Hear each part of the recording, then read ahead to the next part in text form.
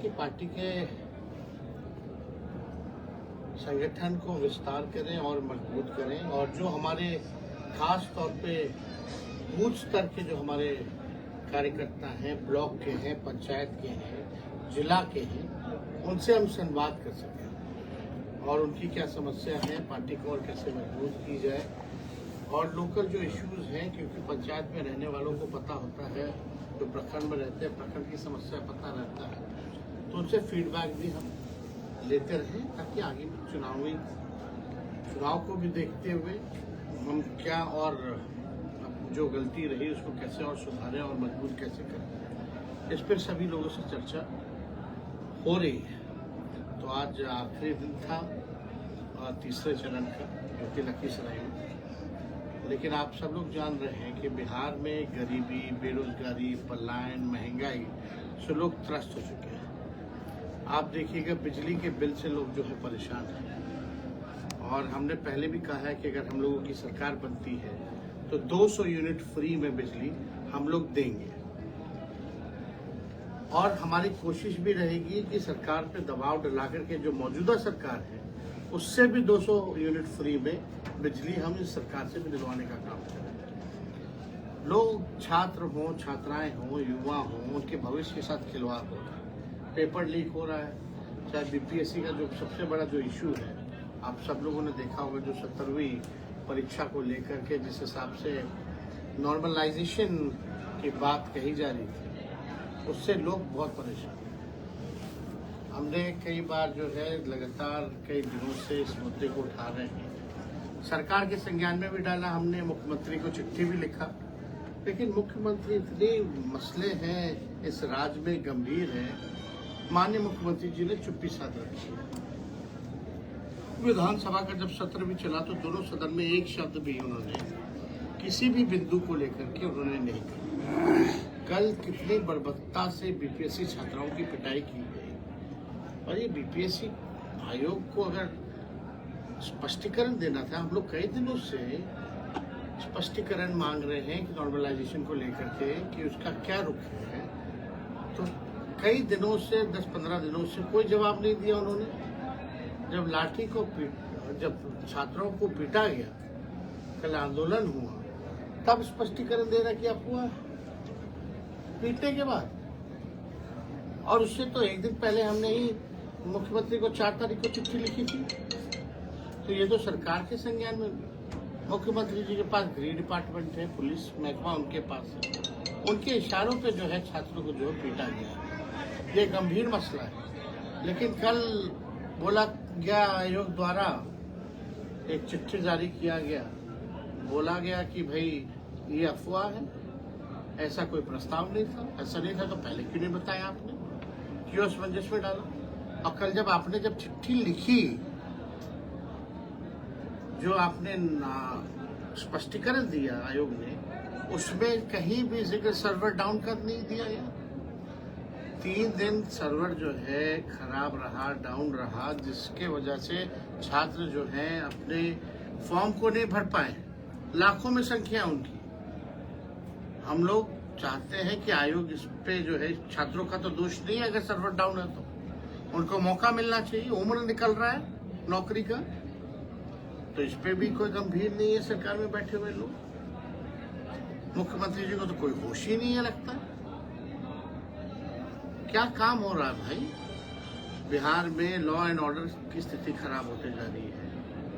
हम लोग नए सोच के हैं, नया बिहार बनाना है, नए विजन के साथ सब लोगों को, हर जात धर्म के लोगों को साथ लेकर के हम लोग चलना चाहते हैं, बिहार को विकसित राज्य में ले जाना चाहते हैं। आज डबल इंजन की सरकार है, लगातार कई सालों से 11वां साल चल रहा है केंद्र में, और यहाँ 20 साल से है इनकी डबल इंजन की सरकार। क्या मिला बिहार को? बिहार ने तो इतना हुमच करके वोट दिया मोदी जी को, विशेष राज्य का दर्जा से मना कर दिया कि आप मुख्यमंत्री चुप है। अब तो गर्दन भारत सरकार की मुख्यमंत्री के हाथ में है ना, अब नहीं तो कब बिहार को विशेष राज्य का दर्जा दिलाएंगे। तो देखिए कई ऐसे मुद्दे हैं जिसको लेकर के हम लोग जनता के बीच जा रहे हैं, और हम लोगों ने ये भी जो फीडबैक जो हम लोगों को मिल रहा है तो उसी आधार पे हमने कल भी कहा था कि जो वृद्धा पेंशन जो 400 रुपये मिलती है उसको हमारी सरकार आएगी तो 1500 रुपये हम लोग देंगे, और साथ ही साथ 1500 सामाजिक सुरक्षा जो पेंशन जो मिलता है जिसमें विकलांग है या विधवा महिला है उनका भी जो है 1500 जो है हम लोग बढ़ाने का काम करेंगे। मुख्यमंत्री जी की यात्रा चल रही है, होने वाली है यात्रा, अच्छी बात है, लेकिन हमारे छात्र संवाद करना चाहते थे मुख्यमंत्री जी से, गुहार कर रहे हैं। मुख्यमंत्री जी के पास समय नहीं। क्या ये बिहार के लोग नहीं है? क्या नौजवान ही नहीं? बिहार गरीब राज्य है और अपने यात्रा पे 2 अरब 25 करोड़ 76 लाख रुपए खर्च कर रहे हैं। ये तो अद्भुत है भाई। हमको जनता से बात करनी है, संवाद करना है, तो 2 अरब 25 करोड़ 76 लाख रुपए आप खर्च करोगे, और एक तरफ आप कहते हो कि बिहार गरीब राज्य है, एक तरफ आपको पेंशन में देने के लिए पैसा नहीं है, बिजली के बिल से लोग जो है परेशान, स्मार्ट मीटर से, और आप अपनी यात्रा में जो है, तो ये यात्रा दिखावटी है, बनावटी है, मिलावटी है। और ये यात्रा जो 2 अरब 25 करोड़ 76 लाख की जो यात्रा हो रही है मुख्यमंत्री की, ये अधिकारियों की लूट की छूट की यात्रा है, भ्रष्टाचार का खेल है।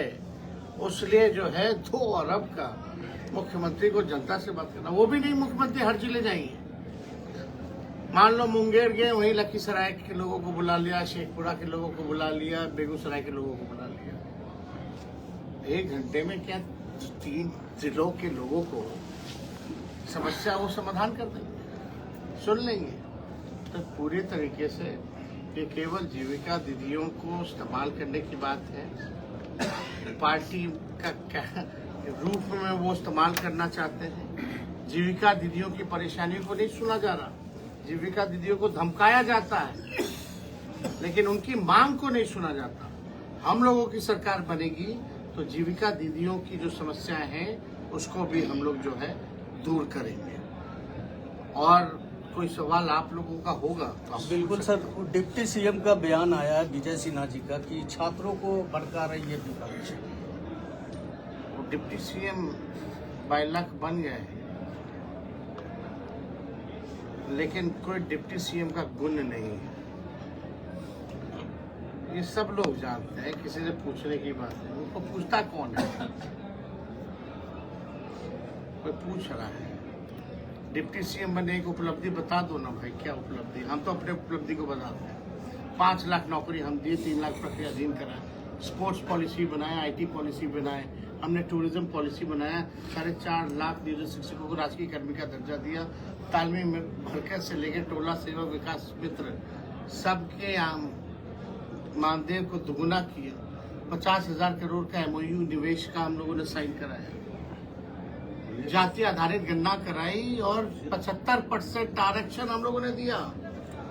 उनका क्या योगदान है डिप्टी सीएम? एक नहीं है बीजेपी के डिप्टी सीएम भाई, 2 हैं डिप्टी सीएम, दोनों की उपलब्धि बता दो। भड़का रही है, कौन भड़का रहा है भाई? सर्वर डाउन नहीं हुआ था क्या? आदरणीय उप मुख्यमंत्री अगर होश में हैं तो क्या उनको ज्ञान नहीं है कि 2-3 दिन सर्वर बैठ गया तो इससे लाखों लोग जो है फॉर्म नहीं भर पा रहे? इसमें भड़काने वाली क्या बात है? जो सच्चाई है सच्चाई है। अगर हम लोग उनकी बात को नहीं उठाएंगे तो कौन उठाएगा? अगर आज हम उन छात्राओं के साथ नहीं खड़े रहेंगे तो ये खड़े हैं क्या? बुला के क्यों नहीं मिले? पटना में कितना दूर था गर्दनी बाग, जहाँ धरना स्थल था? मुंह दिखाने गए क्या उन लोगों को? आश्वासन देने गए क्या? पहले जाकर के बोले क्या अफवाह फैला रहा है, ऐसा कुछ नहीं है, बोल देते। कौन रोका था उनको 10 दिन से भाई? तो ये सब बेकार का लोग है, फालतू है सब। इन सब खाली सत्ता का लाभ जो है उससे मतलब है, अपने से मतलब है, ना कि बिहार की जनता से। सर, बिहार में शराबबंदी कानून लागू है और शराबबंदी कानून लागू से कहीं न कहीं गरीब और शोषित वर्ग के लोग ही दोहन और शोषण के शिकार हो रहे हैं। अगर आपकी सरकार बनती है तो क्या इसमें संशोधन होगा? विचार देखिए, सॉल पार्टी मीटिंग बुला करके सब लोगों को राय लेना चाहिए। अगर कोई कानून बना है तो उसका इम्प्लीमेंटेशन होना चाहिए। लेकिन यहाँ तो लूट का धंधा हो गया। शराब माफिया जो है अब तो 4000 करोड़ का एक रैकेट बन गया है। 4000 करोड़ का। तो ये कहीं ना कहीं से तो उस पे हम लोग देखिए, नशा मुक्ति चाहते हैं, नशा के खिलाफ है। लेकिन अगर लोगों की मौतें हो रही है, अगर शराब आ रहा है तो किसी पे कार्रवाई हुई है? कौन से बड़े अधिकारी पे कार्रवाई हुई, आप हमको बता दो। कौन से बड़े जो शराब माफिया हैं, जहां से भर भर के बाहर से शराब आ रहा है, कौन सी जांच हुई है या कार्रवाई हुई है, बता दो। तो इस पे तो सबको बैठना चाहिए। एक सवाल सर, और संभल जैसी घटना सर यहाँ बिहार में कल घटी है, इस पर क्या कहेंगे? संभल की घटना जो है वो पुलिस का यूपी में क्रिमिनलाइजेशन हो गया है। जो वहाँ सरकार जो है वो केवल नफरत, भड़काना, देश को तोड़ने का काम कर रहा है और कुछ नहीं। और यहाँ भी बीजेपी के लोग जो है इसी तरह के काम में प्रयासरत रहते हैं कि पढ़ाई, दवाई, कमाई, सिंचाई की बात ना हो, महंगाई, गरीबी की बात ना हो, केवल चर्चा हिंदू और मुसलमान की। चलिए, शुक्रिया।